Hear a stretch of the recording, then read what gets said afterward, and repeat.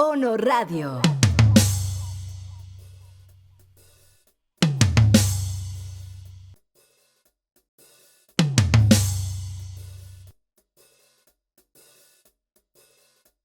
Bienvenidas, bienvenidos, bienvenides a esta emisión de ONO Radio, una serie multiplataforma producida por la Dirección General de Radio y Televisión de la Universidad Autónoma de San Luis Potosí y Orbe Sonora Collective. En esta ocasión tenemos a Anita Neumann. Miren, una mujer apasionada por la narrativa oral. Se dedica a dar talleres a niñas, a niños, a jovencitas, a jovencitos. Además de periodista, ha sido la diplomática más joven en la historia de México. Anita, ¿cómo estás? Bien, pero también les doy talleres a los adultos y a los jóvenes También. y a los más adultos. También. Sí, y ahora básicamente más a ellos, aunque sí sigo todavía con niños aquí en la universidad. Y has impactado socialmente y en la cultura, ¿no? Con esto mucha gente te conoce y siente esa literatura también como parte de su vida, que es además un estilo de vida, que es de lo que vamos a platicar en cabina. ¿Qué te parece si nos vamos para allá? Pues tú eres el director. Vámonos pues. Vámonos. Anita, bienvenida, ¿cómo estás? Muy contenta de estar aquí, Leo, te agradezco muchísimo la invitación. Sabes que soy muy fan tuya y además me da muchísimo gusto estar en un programa que no sé bien si es de radio, si es de televisión, si es las dos cosas, para que me platiques. Sé que es un programa que está siendo prácticamente nuevo y yo estoy muy emocionada de estar aquí. Muchas gracias. Bienvenida, Anita. Pues ya es algo multiplataforma. Con la tecnología hoy la radio ya se ha transformado, ya la radio es por internet, ya la radio es en podcast, pero también la radio es en AM y en FM como tú lo conociste. Y la televisión también ya es la televisión en YouTube, porque la puedes ver en pantalla también, o en una computadora, o en un teléfono, pero también nos vemos en televisión tradicional, ¿no? Entonces esto es maravilloso, porque todo ha cambiado y todo se ha transformado. Sí, ¿verdad? a mí no me gusta tanto eso, pero ¿Por qué? porque yo ya soy de otro siglo. ¿Pero te tocaron transformaciones? ¿Mm? ¿Te tocaron transformaciones? Sí, me tocaron, pero a mí me encanta la cabina de radio, no me encantan los podcast, o como les dicen. Podcast, pues es lo mismo. No, ¿Por qué dices que no es lo mismo. Ahorita estamos en una cabina de grabación maravillosa y estar frente a un micrófono y sentir al público que te está... Bueno, yo soy más a la antigüita, pero me parece que necesito avanzar en estas cosas, porque yo estuve tantos años en lo que yo conocía de mis tiempos, aunque siguen siendo mis tiempos, pues le tengo mucho apego a las cabinas.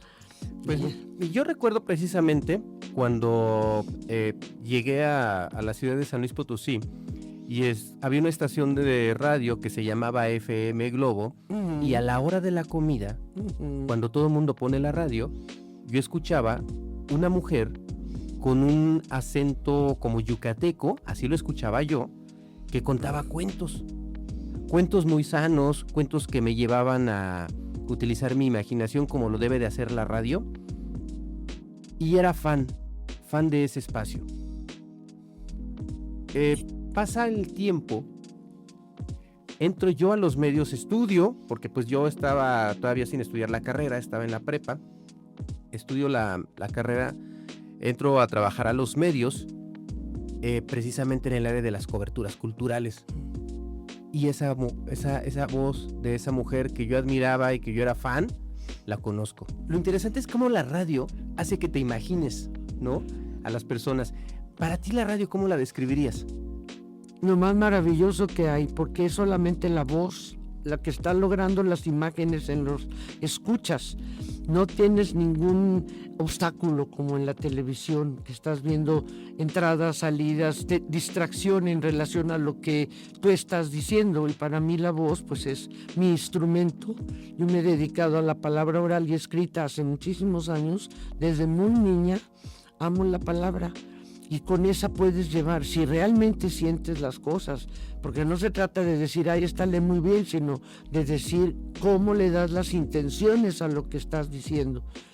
Y entonces es maravilloso. Yo me siento muy afortunada porque todavía mucha gente en la calle yo también era su cómplice, ya no va a regresar, pero era la magia que hace la voz. Tú no sabes, luego pensabas como en las radionovelas, wow, el hombre que hablaba, y a la hora que lo veías, ay no, pero cómo te van dando la magia de las cosas. Para mí es mi medio favorito desde siempre. He hecho televisión, he hecho cine, he hecho periodismo escrito y obviamente teatro y otras cosas, pero la radio para mí sigue teniendo esa, ¿cómo podría decir? Cómo se va ampliando como una onda, precisamente, y todavía en los pueblos y aquí mismo, y yo sigo siendo radio escucha. Entonces, por eso mismo, porque nada más es la voz. Y pues yo creo que la voz es el instrumento más mágico que tiene el ser humano en cuanto a comunicación. Pero lo importante de la voz es que tengas intenciones y que seas un apasionado de lo que vas a decir para realmente llegar a los otros, teniendo además imaginación. Bueno, yo soy una gente con mucha imaginación y qué bueno, porque eso me ha hecho que sobreviva a este mundo medio complicado y violento. Entonces es padrísimo, tanto escrita como oral. Ahorita tengo 3 talleres en la universidad de narración oral, 30 alumnos, y siguen llegando, y también acabo de cumplir 34 años con mi taller de creación literaria, el taller libre de literatura en el Museo Otoniano, del cual tengo ya casi 5 años al frente, y con la palabra escrita, y también ver cómo se lee, porque también se lee en voz alta, y luego yo les digo, pero ¿cómo quieren? Si ponen que cuentos para dormir, pues claro que para dormir, porque los papás o los maestros o eso, la Caperucita habla igual que el lobo y el cuentos para antes de dormir, para que los niños se vayan llenos de imágenes. Y por eso muchas veces los programas, por lo menos en mis tiempos de estudiante de primaria y eso, todo era de memoria y las lecturas eran de memoria y ni sabíamos, pero también lo que decían era muy plano.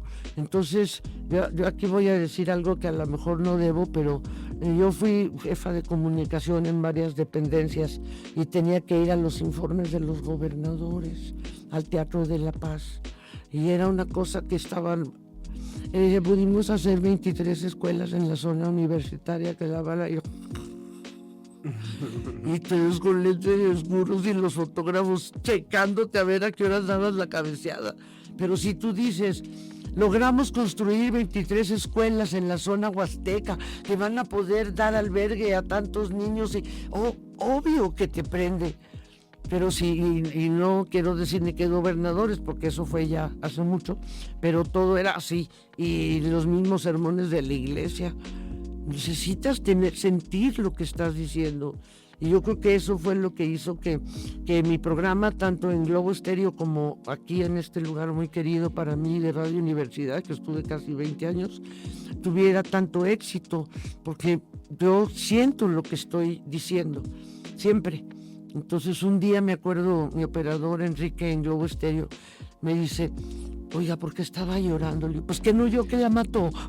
O sea, yo estoy viviendo las cosas y eso me ha dado una libertad de vida muy, muy importante. Porque las emociones debemos de sentirlas para que los otros las sientan también, y sigo dando funciones de narración oral. Estoy en Artecultura y vamos a tener también, ya tenemos programadas 2 para mayo, que va a ser el fin de semestre, y acabamos de hacer antes de las vacaciones de Navidad La Muerte Cuenta, que tiene ya 20 años de estar produciéndose con diferentes narradores. Y en el Museo Otoniano también eventualmente hago funciones de narración oral. Y la gente sigue yendo y está maravillada, y es la voz la que te lleva. Pero si tú nomás estás contando y él le dice, ay abuelita, ¿por qué tienes la boca tan grande para comerte mejor, hijita? Pues no.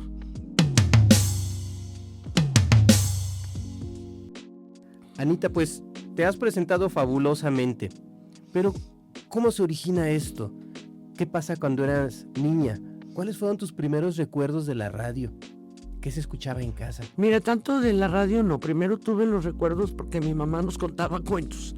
Y yo soy la mayor, así que me contaba desde antes que a mis hermanos. Y esto era fascinante y yo creía que en todas las casas se daba eso. Y yo empecé a crear mis propios cuentos muy chica y como soy la mayor de 5 hermanos, uno de ellos ya falleció desgraciadamente. Y salíamos y rápidamente mis papás, ya empieza a contarle los cuentos y le inventaba. Lo primero que escribí fue una obrita de teatro que se llamó La Bola de Oro y en mi familia nunca dijeron que esta niña estaba loca, sino que esta niña imaginaba. ¿Qué edad tenías? Cuando escribí la obra entre 9 y 10 años. Fíjate. Sí, fui la reina de las hadas. Pues es que yo era la escritora y ni mis amigas ni mis hermanas eran las otras hadas. Pero me refiero, siempre tuve el apoyo y en la casa de mis padres había una gran biblioteca y además estábamos conectadísimos porque siempre que venía Cachirulo, por supuesto, iba. Pero además si había ballet o algo y pues nos gustaba mucho. ¿Creciste con Cachirulo? Claro que crecí con Cachirulo. Yo también era fan de Cachirulo. Bueno, sigo siendo. Yo también. Entonces venía a San Luis y se presentaba en el teatro y eran los cuentos fantásticos. Pero mi madre también siempre nos contó y a veces salíamos, teníamos un jardincito atrás, ahí por Tequis, y entonces hacíamos faramaya de alguna. Mi mamá siempre era la madrastra o la bruja. Y mis 2 hermanas y yo pues nos tocaba ser la princesa alguna vez, pero yo fomenté mucho mi imaginación porque me permitían. Hay muchas veces que los padres de familia no sentían eso y si te veían hacía de decir, pues esto está medio luria, no. Entonces yo creo que mi ambiente familiar fui muy afortunada de tener libros, de tener mucha música, sobre todo música clásica. Mi papá oía todo el tiempo Radio Universidad. De hecho fue también aquí locutor en sus tiempos de estudiante. ¿Él estudió medicina? Sí, él sí, fue el primer psiquiatra aquí en San Luis Potosí. Estudió medicina aquí, luego se fue con lo que fue mi abuelo, que desgraciadamente murió antes de que yo lo conociera, que fue también de pionero de la psiquiatría en el país. Y entonces mi papá se fue a estudiar con él. En esos tiempos no había maestrías en la universidad, sino que te ibas con el maestro si el maestro te aceptaba. Y afortunadamente pues hizo eso porque se casó con la hija del maestro y yo soy producto de la psiquiatría y del ferrocarril, porque mi otro abuelo lo mandaron aquí a San Luis. Entonces pues si no hubiera habido ferrocarril ni psiquiatría no estaría aquí. ¿Inmigración porque tu abuelo alemán? Mi abuelo fue hijo de alemanes, pero nació en Oaxaca. Entonces, en Oaxaca creo que aún sigue una colonia alemana. Y mi bisabuelo Otto Neumann llegó por su lado y mi bisabuela Paulina Cele llegó por otro lado. Se conocieron en Oaxaca, se casaron en Oaxaca, tuvieron 2 hijos, luego se fueron a Guadalajara y etcétera. Y entonces mi abuelo se metió al ferrocarril y lo mandaron a San Luis. Pero él nunca estuvo en Alemania, pero su lengua materna era el alemán y tristemente nunca les habló a sus hijos ni a nosotros en alemán. ¿Por qué tristemente? Pues porque mi abuelita no sabía alemán. Pero sí, él fue hijo de alemanes, pero nacido en Oaxaca. Entonces, un tipazo. Crecer en este contexto, Anita, en una familia de médicos, pero también una familia con cierto acomodo que a ti te permitían poder estudiar, pues te da esta posibilidad de acercarte a las letras desde niña. O sea, sí. Yo no me imagino a una niña de la edad que tú tenías escribiendo un cuento de manera autónoma. Sí. Sí, porque tú das talleres, pero hay una guía, ¿verdad? Pero así de la nada, empezar a escribir para hacer su propia obra. Si te digo algo, Dime. yo tengo 3 nietos. Ajá. Mi nieto Matías tiene 13 años, tú lo conociste, Sí, mucho claro, más chiquillo. Mi nieta Valeria tiene 9 años y mi nieta Lucía tiene 6 y escriben cuentos. Mi nieto no tanto, pero mis 2 nietas de sus pistolas, yo les cuento y les invento cosas y todo eso. Pero me sorprendió muchísimo hace unos 2 o 3 meses que estaba Lucía en mi casa y sacó una libreta y empezó a escribir, está en primero de primaria. Pues no lo hurtan, digo yo. Sí. No, y lo ve en casa. Lo ve en casa porque... pues, bueno, no ve que yo escriba, pero saben que escribo. Pero hay estilos de vida, ¿no? En casa hay libros, se Sí, cuentan cuentos. Muchos libros. Sí, entonces es ese contexto en cómo van Pero sí creciendo, ¿no? pensaba yo que era en todos lados, porque siempre tuve eso, que nos contara cuentos o nos leyera cuentos, y luego mi padre tenía una biblioteca bastante amplia, inclusive era mi refugio. Si me regañaban o estaba yo enojada o triste, me metía a la biblioteca y me ponía a contar los libros, y ya en el 2320... ¿De verdad? Sí, de verdad. 2320 llegabas No, contando. bueno, ahorita más o menos tengo en tu casa alrededor de 2000 libros. Dicen mis nietos que quieren que vaya sus amigos a mi casa, y les digo, ¿y por qué? Es que ya les dije que la casa de mi abuela no está hecha de ladrillos sino de libros. Y ya no quepo. Qué bonito, ¿eh? No, los libros para mí han sido fundamentales para, inclusive yo, ahora le dicen bullying, yo padecí de bullying, yo era muy miope y usaba unos lentes verdes de botella, y mi mamá me hacía unas trenzas así, y entonces trenzuda, 4 ojos y cosas así, y pues adivina qué, hice mi propio club, porque estaba muy de moda lo del club de Toby, el club de Lulú. Hice que un club que la única condición es que usaras lentes, y nada más éramos 3 de lentes, y nos juntábamos. Años después me di cuenta que pues estaba ahí en primaria, que había sido una defensa mía. Claro. Y fue bien padre. Pero con los libros los contaba y me enamoraba mucho de los cantos y de los títulos y de la pasta. Y no sabía de qué eran, pero empecé afortunadamente con cosas muy buenas, porque estaba la colección Aguilar, que es de papel cebolla, pero es preciosa. Y entonces pues yo agarré uno de esos, y de las primeras cosas que yo leí, bueno, yo creo que primero fue Sherlock Holmes, toda la obra de Sherlock Holmes en la Aguilar, pero lo que me jalaba era la pasta del libro, y entonces pues yo ni sabía los quiénes eran. materiales. Sí, y luego fue Shakespeare, pero yo no tenía idea, no era que yo fuera muy inteligente ni supiera, era lo que me atraía y wow, y mi papá se sentía muy orgulloso de que la niña había leído Hamlet, y luego ya seguir leyendo eso de Shakespeare. Le dije, ya voy a leer Otelo, papá. Ah, no, mijita, ahorita todavía no puedes leer. Lo leí abajo de la cama. ¿Para qué te dicen que no? Claro. ¿No te impactaba? ¿No te impresionaba? No, ¿por qué me iba? Pero prohíbele algo a un niño así. Ahí va. Entonces yo ya había leído, yo creo que Romeo y Julieta también, pero Hamlet fue lo primero. Pero fue por eso, sin saber lo que a mí me llamaba la atención y lo que me calmaba. Y todavía ya después, cuando tenía yo así mis conflictos o cosas, me metía a las librerías. Y en todas las librerías me conocían, entonces me prestaban los libros o yo veía las novedades y estaba así y ya salía. Pero mira, los libros han sido El hecho de ser una afecta literaria, consumidora de la literatura desde niña, te lleva a estudiar una carrera que entonces estaba en sus orígenes, Ciencias de la Comunicación, en el ITESO. Sí. ¿Te vas a Guadalajara? ¿Por qué Guadalajara? ¿Porque ahí estaba la carrera? La carrera nada más, yo ni sabía bien qué era. Ajá. Yo había terminado con mi novio y ya me quería ir de aquí porque estaba muy triste. Yo quería ser abogado criminalista, siempre dije. Yo creo que veíamos mucho Ironside o algo así. No, y lo que leías también. Sí, y mi papá me compraba libros también de sala de jurados y cosas. Pero entonces una señora, mamá de una amiga mía, yo a veces saliendo de la escuela, mi amiga se había ido a Canadá y yo pasaba un rato con la familia de ella, y ella me dijo, oye, le llevaba a veces textos míos, y me dice, ¿por qué no te vas a la carrera que está haciendo mi sobrina, que Ciencias y Técnicas de la Información? Y yo, ¿qué es eso? Así se llamaba. En México, en la Ibero. Ajá. Y entonces su sobrina estaba en la Ibero. Sí. Con eso. ¿Y eso qué? Pues yo no sé, pero mi sobrina escribe y lee mucho. Yo ni siquiera sabía que había una carrera de filosofía y letras no sabía.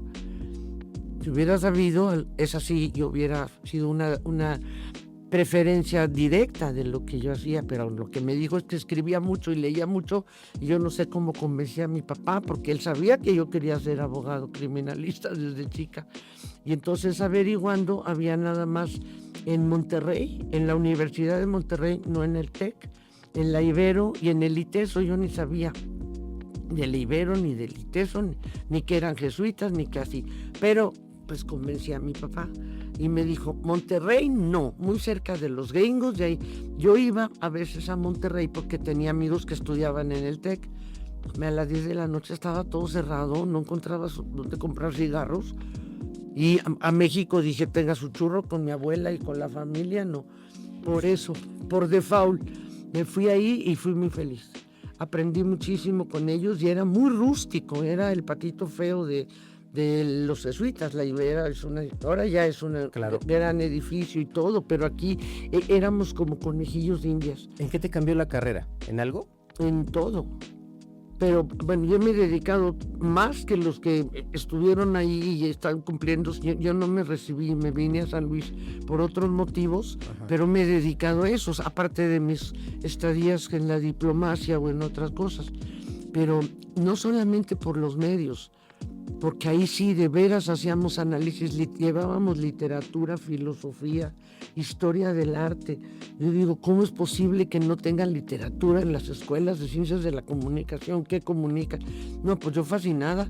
Y hacíamos nuestros propios análisis y aprendía, porque en la escuela donde yo estuve de primero de primaria hasta acabar prepa, me di cuenta que no tenías la posibilidad de opinar, de analizar, de preguntar. Todo era memoria. Y por toda la gente que conozco, las escuelas eran así, no nada más la mía. Mientras más memorizado tenías las cosas, pero en lugar de decir, bueno, ¿y luego qué pasó? Qué antipedagógico, ¿verdad? Totalmente fue, y así fue.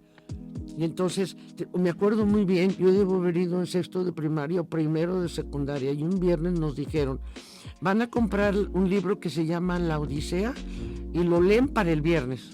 Digo, era viernes, para el lunes. Y cuando viste aquel mamotreto de este tamaño, ni siquiera te decían de qué se trataba. Pues cómo querían que uno siguiera leyendo. Yo porque leía, pero yo le dije mucho después a alguien, no digo el nombre porque es conocido, que estuvo dándonos disque literatura un tiempo en prepa. Él iba a estudiar, estaba en tercero de leyes y nos hicimos amigos luego, pero era aburridísimo. Le digo, es que si hubiera sido por ti, yo hubiera odiado la literatura. Dice, ¿por qué? ¿Cómo por qué? Por lo aburrido.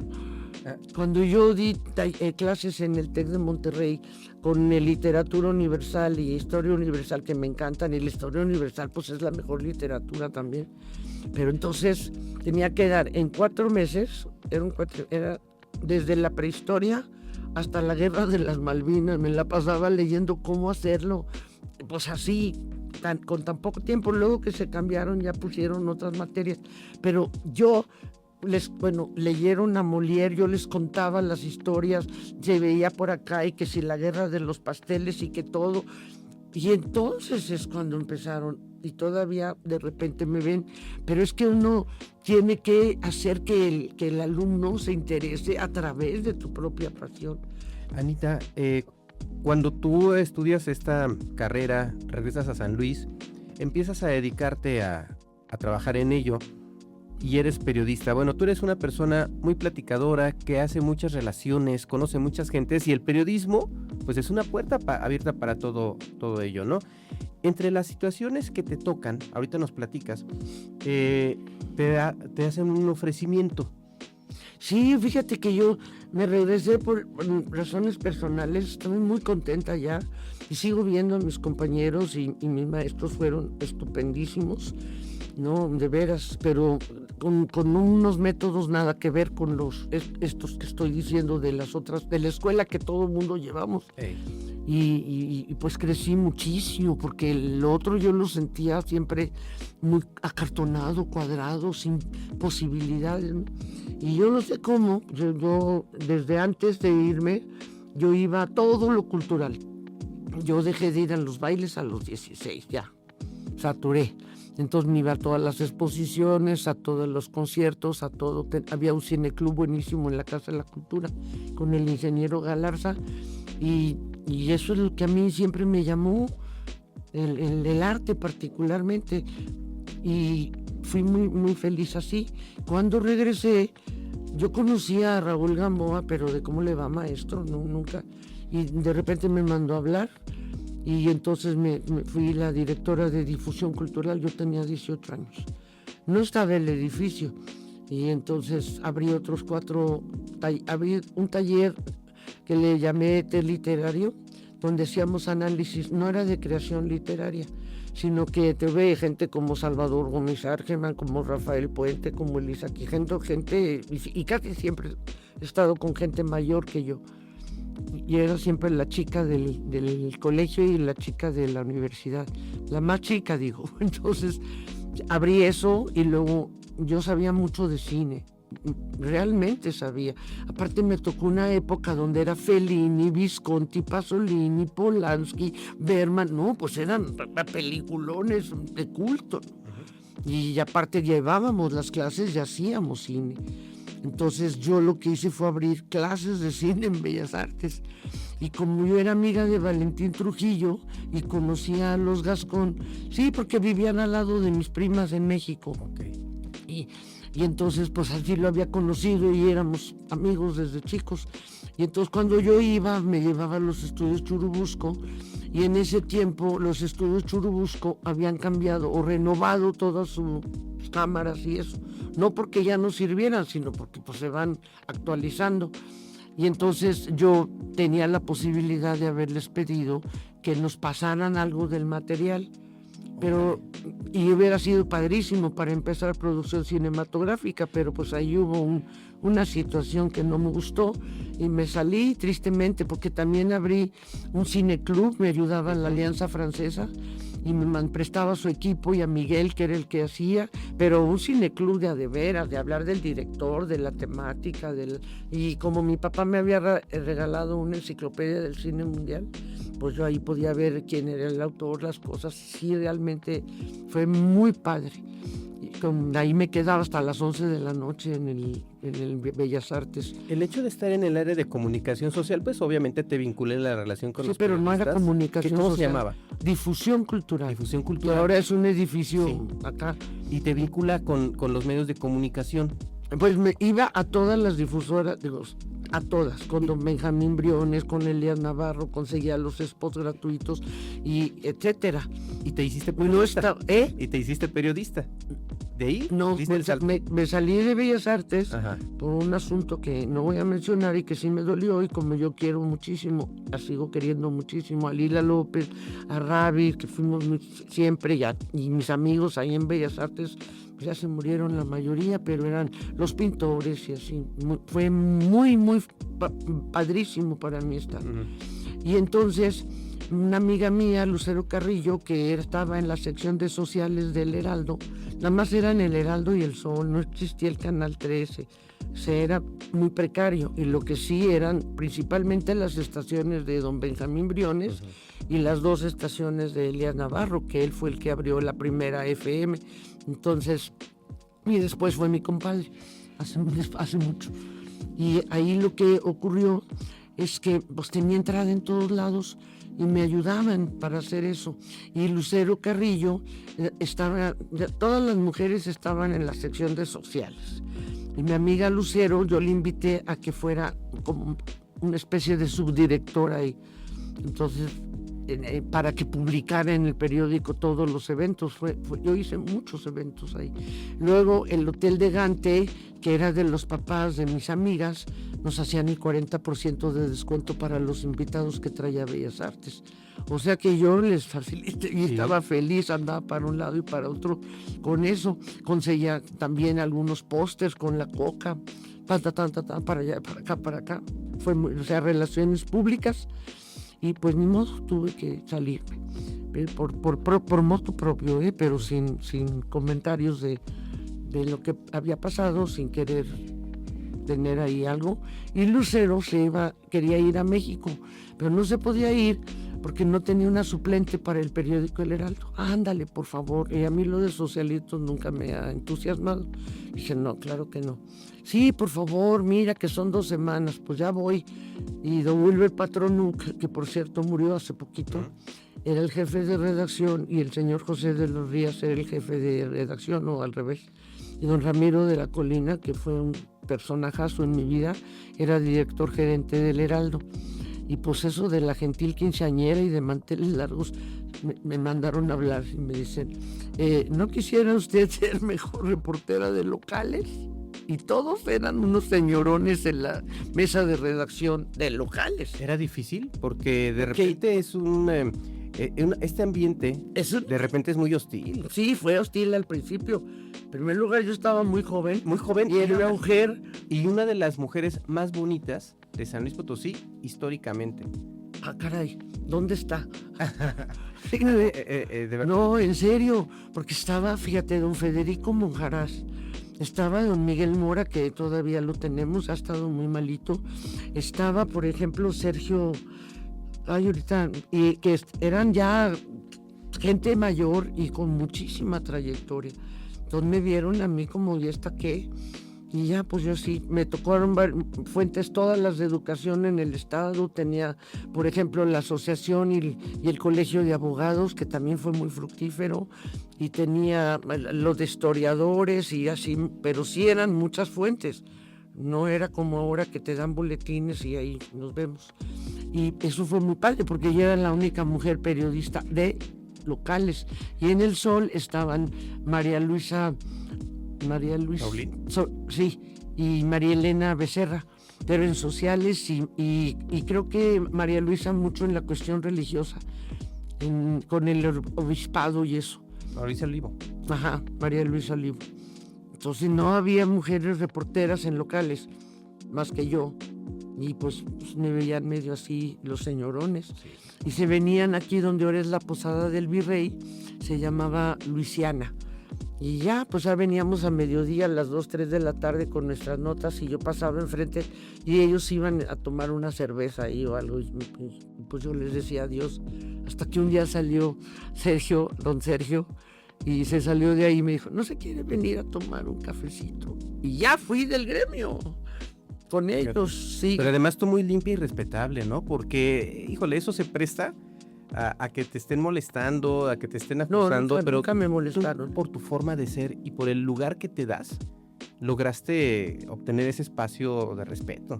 Pues mira, yo respeté mucho a ellos y yo sé que ellos pues cubrían las fuentes de gobierno y cosas así que en realidad yo no, pero sí estuve cuando fue los bombazos aquí y yo fui. Don Ramiro no quería, le dije, a ver, ustedes me pusieron aquí y yo soy la misma que ellos.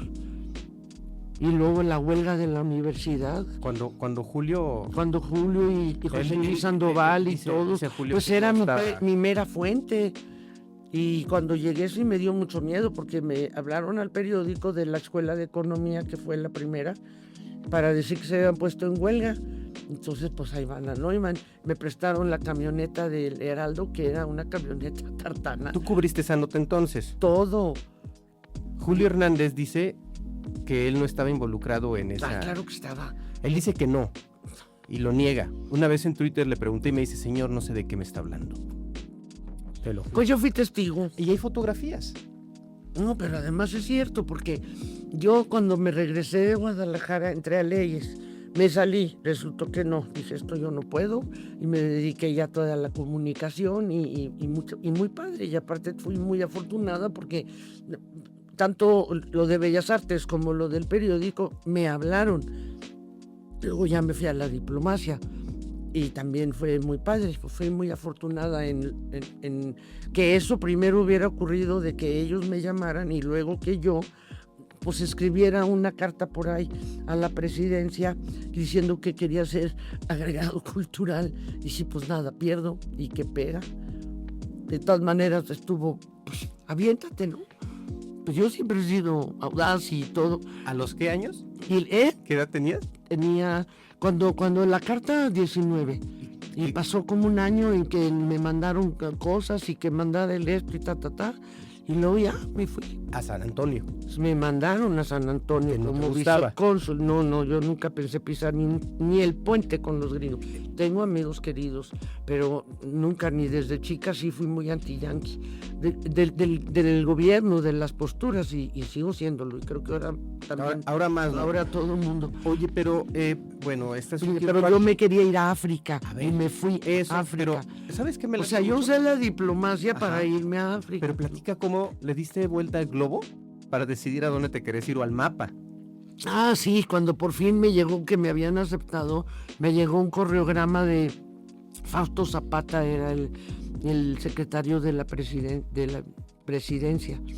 Y llega un correograma, pero al Heraldo. Y entonces ya me dijo, don Ramiro, mira, te llegó esto, y ya lo vi, te había sido aceptada, guau, guau, guau. Y entonces me estaban ofreciendo primero Turquía, y yo dije, no, gracias, prefiero África, y luego Portugal. Fíjate, yo no sé qué hubiera pasado. Y sí, como agregado cultural, porque yo tenía ya mucha relación con muchos artistas gracias a Bellas Artes, y traje a mucha gente. Entonces, pues iba mucho también a México, a las premiers del teatro, iba a las exposiciones los fines de semana. Y yo quería dar a conocer la cultura y el arte mexicano, porque yo fui muy joven a Europa cuando iba a cumplir 15 años, y en la escuela hicieron un tour y yo ni idea, y ya mi papá que me habla y me dice, ¿qué quieres, fiesta? No teníamos así, yo no le dije que me lleva. Dice, no te preocupes, hija, porque aquí ahora es viaje ahora y pague después. Yo tenía 14 años, me faltaba para cumplir 15. Y ahí mismo, sobre todo en España, casi que te preguntaban que dónde traías la pistola, y como si todos fuéramos, te estoy hablando del 69. Y yo decía, pero ¿cómo? No puede ser que nada más llegue eso, o que nos vean así. Yo respeto muchísimo a Chano y Chon y todo lo demás, pero estábamos muy avanzados en las artes plásticas, por ejemplo, y en fin. No, en la arquitectura, ¿no? Sí, aparte de toda la cultura y el arte prehispánico y lo que se dio, pues yo lo que quería era que se dieran cuenta que había otra cosa, y yo sabía que lo iba a poder llevar. Anita, en esta ruta que haces, cuando te enrutas a África, tú tomas la decisión de no irte ¿te fuiste por Argentina? ¿Te fuiste por la ruta más larga? ¿O te fuiste por ¿Que para llegar a dónde? Porque te voy a África, porque tú querías pasar, traes por ahí un plan charro de voy a pasar por Europa porque quiero conocer a Francia. Ajá. Sí, y te daban, porque ahorita así rápidamente te digo, en ese tiempo, que fue el tiempo de Luis Echeverría, él abrió muchas embajadas que se cerraron luego por incosteables, pero básicamente en África y en Asia, con eso del tercer mundo y ¿te acuerdas? Hasta hizo la Universidad del Tercer Mundo. Entonces yo rápidamente dije, muchas gracias, de preferencia a África. Entonces primero me mandaron eso de Turquía, que era de las embajadas. No, gracias, África.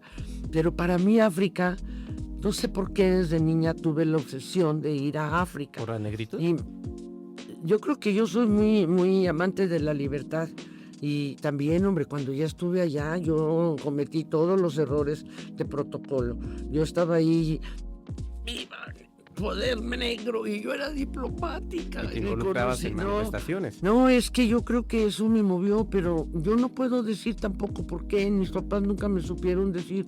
Pero ¿Por qué leías, Anita? Pero ¿por qué África? No sé si veía mucho a Tarzán o qué, pero siempre fue una fijación, y afortunadamente, y luego regresé a Guinea Ecuatorial ya a ver a una familia maravillosa de Guinea Ecuatorial que estuvo en Etiopía y me dio casa y todo, porque mi embajador de México en Etiopía fue terrible. Pero a lo que voy es que no sé por qué. Yo intuyo mucho, para mí la palabra más fundamental del idioma es la libertad. Y yo creo que todas las historias que pude haber visto, escuchado o de pasada, no me preguntes porque era muy niña y seguí diciendo, voy a ir a África, y la gente, mis amigos, ay, ¿cómo crees que vas a África? ¿Cómo? Nadie quería ir a África, ni los que se enteraron. No sé si conociste a Víctor Torres, él entró en la misma camada de vicecónsules como yo. Y todos querían los consulados griegos. Claro. Y yo no, y me mandaron a uno. En esa ruta África, te iba a decir, en esa ruta, Anita, a África, tú dices, yo quiero conocer a Julio Cortázar, que en ese momento Julio se estaba ocultando porque ya era famoso. No era muy accesible para todas las... No era accesible. Eso te lo conté yo, pero tenía su razón. No, porque yo fui muy fan de Sartre y de Camus, el existencialismo francés, tenía todos los libros, pero apareció Julio Cortázar y otros. Seguí leyendo a ellos y inclusive monté una obra maravillosa, A Puerta Cerrada, de Jean-Paul Sartre, maravillosa. No sé si me gustó mucho, pero descubrí a Julio Cortázar y fue muy importante en mi vida, y no por Rayuela. Yo de Rayuela ni sabía, por sus cuentos. Y sus cuentos me movieron a mí mucho. ¿Cuál fue el que te movió? El primer libro que leí de él fue Final de Juego, que toma el nombre de uno de sus cuentos, pero ese fue el primer libro. Inmediatamente compré el segundo y luego el tercero, y en las noches estaba ahí. Me movió muchas cosas su literatura de los cuentos. Entonces yo quería conocer al autor de los cuentos. Ni siquiera sabía de dónde era, ni cómo era. Pero yo siempre les digo cuando doy conferencias o eso, sobre todo a los jóvenes, que tienen que tener sueños de verdad, porque mi sueño de ir a África o de conocer a Cortázar parecía una locura. Porque ¿cómo te ibas a ir a África? En primer lugar, costaba muy caro, y entonces yo hice al revés. En la diplomacia me metí y fui muy contenta en la diplomacia, pero llegué a África. Entonces me dijo don Ramiro de la Colina, ¿y a qué país de África? Y yo, ¿cómo? Para mí era un paisote. Para la mayoría de la gente dicen África, son 50 y tantos países diferentes. Y lo único que conocí en vivo fue un ballet de Senegal que vino, que nos llevaron mis papás al Teatro de la Paz. Eso era lo único que yo había visto de verdad, así. Y entonces don Ramiro tenía un mapa mundi ahí en la oficina, en el Heraldo, y me tapó los ojos y dijo, a ver, y yo le hice, y me dice, Tanzania. Y me dijo, ese es un lugar maravilloso, y ahí está el Gorongoro, que sí fui, que es un volcán extinto donde están leones de melena negra. Viene siendo como un santuario porque cuando tienen la melena negra son las canas del león, así como nosotros las canas blancas. Y y ahí se dijo en tiempos anteriores que ahí había estado el paraíso terrenal. Ya antes habían encontrado los restos más antiguos ahí. Luego ya encontraron, creo que en Pakistán y en otros lugares, pero así todo eso me contó don Ramiro. Entonces yo dije, Tanzania, pero sin saber realmente ni qué régimen tenía ni nada. Y entonces pues estaba muy feliz. Pero ya cuando me mandaron a hablar, que no me acuerdo ahorita el nombre del secretario, pero fue alguien importante, y luego su hijo fue también secretario, se me van los nombres de repente. No te preocupes. Que el hijo no fue tan buen secretario de Relaciones, pero el otro sí. Y hubo un problema con los judíos, que le pusieron una trampa ahí en una traducción del inglés y lo quitaron, pero en ese momento él me mandó llamar. Y resulta que pues yo me tuve que ir a México a verlo cuando yo ya estaba aceptada para ser agregado cultural en Tanzania. Y entonces ya llegué ahí a Relaciones Exteriores, y resulta que no estaba, porque había tenido que salir, y estaba el subsecretario. En fin, el subsecretario González Sosa, que después, bueno, yo tenía derecho de picaporte. Y ahí cuando estábamos platicando y tenía el nombramiento enfrente, así. Y entonces me dijo, ¿y cuántos años tiene usted? Y dije, pero ¿cómo? Si me han dado el currículum y todo, como pues ni no leen, yo creo. Yo creo que les cayó bien la carta y punto. Y entonces le dije, ya había, en ese inter ya acababa de cumplir 20. Y le dije, ¿20 qué? Y que aviente el papel, y dice, no, usted no se va a ir a África. ¿Pero por qué? Le dije, si yo ya cumplí todos los requisitos que me dieron y me... No, porque los leones, los negros y las revoluciones la van a volver loca en un mes, y yo no voy a ser culpable. Le hablo en 3 días. Y sí me habló y me dice, ya tengo todo. Se va usted de vicecónsul a San Antonio. Y yo, a San Antonio, Burundi, San Antonio, Ruanda, San Antonio, Mozambique. No, San Antonio, Texas, no le da mucho. Y yo me solté llorando. Dije, ¿cómo voy a ir a dar ahí? Donde perdimos ahí en el Álamo y todo. Sí, nunca entré. Pero duré 4 meses ahí. Y como vicecónsul yo ni sabía, me dijo, pero no se preocupe, porque yo sé que a usted lo que le gusta es la cultura y el arte. Se va como directora también del Instituto Cultural Mexicano, que es un lugar mágico, enorme. Ya quisiéramos tener un lugar así de grande, con unas galerías enormes también.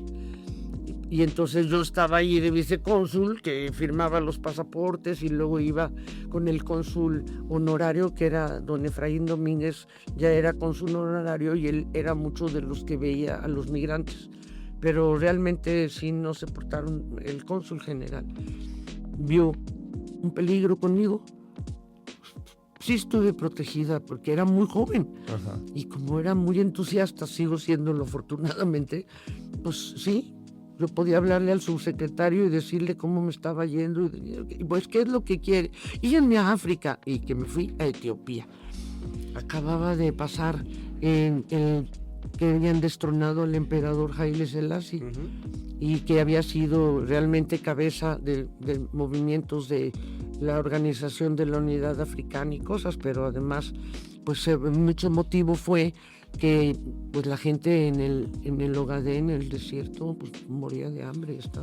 Total que ahí llegué con un toque de queda, con bombas, con todo, que porque ahí estaba un nieto de un presidente, de Elías Calles, y había sido el secretario particular del subsecretario, y él pensó que como él me estaba mandando con él para que me protegiera. No, hombre, de protegiera nada. Anita, vamos a regresarnos un poquito en este viaje porque quiero que nos platiques brevemente, nos quedan como unos 10 minutos. Ah, sí, ya tan poquito, ¿verdad? Sí, Sí, contigo. de Cortázar. Sí, pues entonces me dijo, pues ni modo, pues ya me tuve que ir a San Antonio. Y entonces, hablándole, y ya cuando me mandaron a Etiopía, nada más llegué a la Ciudad de México, no me habían pagado ni un 5. Así son, y yo dije, pero irme a África sin ningún 5, pues me regreso a la Ciudad de México para arreglar eso. Te dan, cuando sales de un lugar a otro, por lo menos era así, te daban un mes, supuestamente para los que tenían menaje de casa, y así yo no tenía. Entonces le dije al subsecretario, me dice, ¿y por dónde se quiere ir a Etiopía? Ah, por Francia. Y me dice, porque es que voy a ir a conocer a Julio Cortázar. Oiga, no, pero mire, se puede ir por aquí y así puede visitar casi que Brasil y Turquía y así. No, yo quiero ir ahí, pero usted ya conoce París. Pues sí, pero yo voy a ir a conocer a Julio Cortázar. Y todo el mundo me decía, ¿y conoces a alguien que lo conoce? No. ¿Tienes un teléfono? No. ¿Y cómo le vas a hacer? Yo lo voy a conocer. Ni siquiera sabía si estaba en París. O sea, la gente sí me tachaba de loquita a África y a Julio Cortázar. Y sí, me dijo, pues si es lo que quiere, ahora. Me quedé las 3 semanas en París buscando a Julio Cortázar. Y Carlos Fuentes era el embajador. Entonces yo llegando al hotel, cuando bajé del avión y llegué a un hotelito cerca de la Ópera Cómica, y lo primero que hice fue hablar a la embajada, y como yo era una diplomática en tránsito, me dieron la cita para el día siguiente a las 9 de la mañana con Carlos Fuentes. Y ya llegué, hacía un frío, era febrero de 1976. Y ya entré, y la oficina de Carlos Fuentes estaba con unos cortinajes así muy gruesos, oscuros. Y yo creo que no le caí muy bien, porque sí, yo había leído libros de él, y uno de ellos que me gustó muchísimo, me gustan varios, no todos, pero La muerte de Aurelio Cruz. Ese fue, pero no le dije nada de eso. Nada más le mandé saludos que le mandaban tenía poco de haberse casado con Silvia Lemos. Y Emilio García Riera, que fue una gente muy cercana a mí, dile que me salude. Eso fue todo. Yo iba para ver quién me podía decir dónde conseguía Julio Cortázar, y porque eso no le gustó tanto a Carlos Fuentes, porque no le dije que también me gustaban sus libros o algo, pero pues a mí no me importaba nadie más que Julio Cortázar. Y me dijo que no me podía dar su teléfono ni nada porque se había cambiado Cortázar, porque tenía a muchos jóvenes que iban y que iban con él a enseñarle sus textos, a esto, y que se había él puesto a pensar que estaba perdiendo, no estaba escribiendo lo que quería porque estaba muy invadido. Y pues yo iba a lo mismo, llevaba mis textitos, pero quería conocer al autor de esos cuentos. Entonces me mandó con Sergio Pitol, que era el agregado cultural, un encanto de hombre, pero se fumaban como 5 cigarros al mismo tiempo y se le olvidaban en aquella maravilla que era la agregaduría cultural en ese edificio. Entonces platicamos y luego me lo saqué a un cafetín ahí, le volví a decir, y me dijo lo mismo que Carlos Fuentes. Dice, pero aquí está el hijo de Tomás Segovia y él es maestro de una chica que vive abajo del departamento de Julio Silva. Julio Silva y Luis Tomasello aparecen en los libros de Julio Cortázar, en 62 modelo para armar, en La Vuelta al Día en 80 Mundos, y esos, pero ya, y en Los Autonautas de la Cosmopista, que eso fue después, no había salido.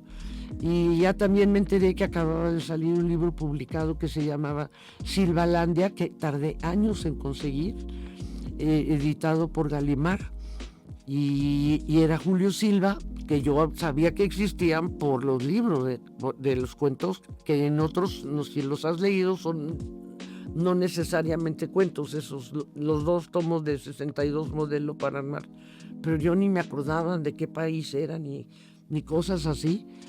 Y entonces, pues ya conocí al hijo de Tomás Segovia y me iba yo al edificio de Julio Silva, pero pues no, era un edificio ya casi en las afueras, de ahí voy en el metro y aquí ya me empollé en los pies, caminaba, había mucha gente, me mandaban con el otro y con el otro, y yo ya empecé a sentir que me estaba cayendo gordo por esa sensación de que sentí, dije, ha de ser un soberbio. Y no, ni siquiera, pero bueno, ya acorto esto porque sí fui a ver a muchas gentes, y luego finalmente Manuel Enríquez, que ese era un gran músico, fue director del Conservatorio de Música en México y estaba con un puesto diplomático, pero no en la embajada, sino como diplomático cultural en varios países ahí cerca, en Francia y en Italia, y vivía en París. Y yo le hablé, me lo había recomendado Federico Silva, que después un día hablaremos, y que estaba ahí, y me invitó a comer, y llegué a su departamento y estaba Rita, su esposa, y estaba una estudiosa, investigadora y crítica de la literatura hispana.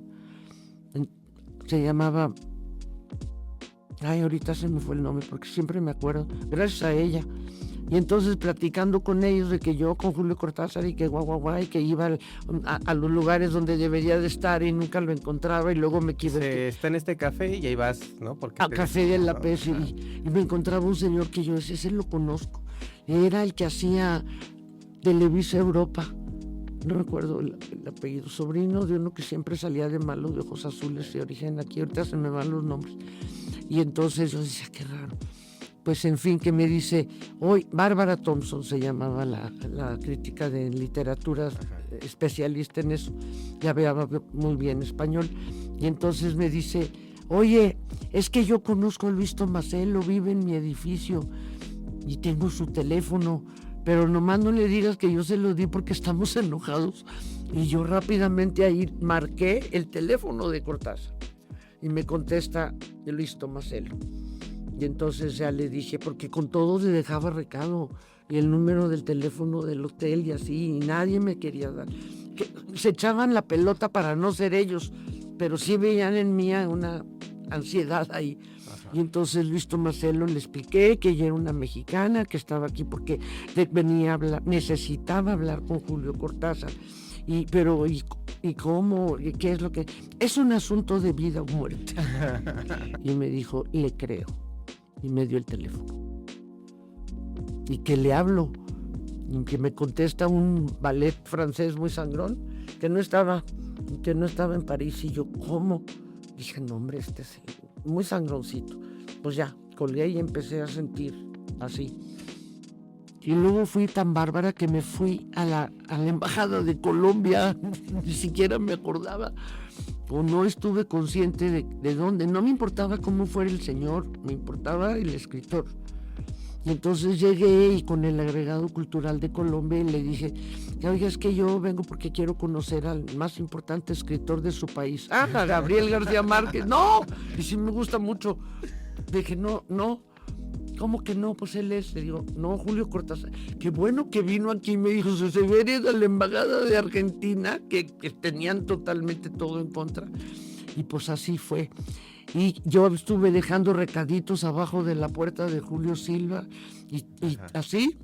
Y ese domingo, en la mañana, Y Luis Tomaselo me invitó a ir el domingo, precisamente a la inauguración de una exposición de él en el Museo de Arte Contemporáneo en París, con su obra de cinetismo. Entonces, que me suena el teléfono.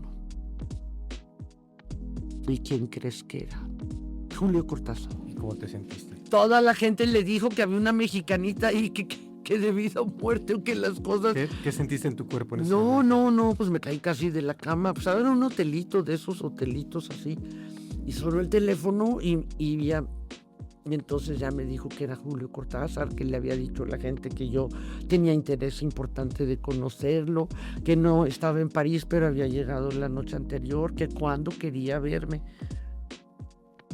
Que cuando quería verlo, perdón. Y le dije, hoy. Y sí fue, hoy. Llegué una hora tarde porque yo pensaba que la numeración en París era como aquí. Entonces yo dije, muy bien, me voy por aquí. París es muy fácil de moverte. Está muy bien diseñada la ciudad. Y era domingo. Entonces dije, me voy por Boulevard des Italiens y luego doy vuelta en Rue de Saint-Honoré, que es donde vivía Cortázar, en un departamento, es la calle del Museo del Louvre. O sea que estaba bien fácil porque era derecho y así. Pero entonces el número, no me acuerdo cuál era el número, yo dije, muy bien, pero aquí en San Luis es de 100 en 100. Cada cuadra es 100, 200 y 300, y allá es 1, 3, 5, 7, y por el otro 2. Por más que caminaba, hacía un frío terrible, yo iba forrada, y no había nadie, no paraba ningún taxi. El domingo estaba pelón, ni a quién decirle. Y caminaba, y los números seguían siendo 1, 3, los pares y los nones, pero seguidos. No eran de 100 en 100, échatela cuando llegaba. Llegué sudando, tarde. Me sentía, pero muy mal. Y ya toqué, subí las escaleras y toqué. Como nunca había visto una foto de él, y empecé a levantar la cabeza así, porque él padecía de gigantismo. Y me sentí como una enana, y eso que estaba bastante más alta que ahorita, porque me ha chaparrado con la operación de la columna. Así, un hombre mágico. Entonces, obviamente nunca me preguntó cuál era el asunto de vida o muerte. Estuve toda la tarde con él. Me ofreció un oporto, y pues yo que iba a saber qué era el oporto, pero le dije que si fumamos a gusto los dos.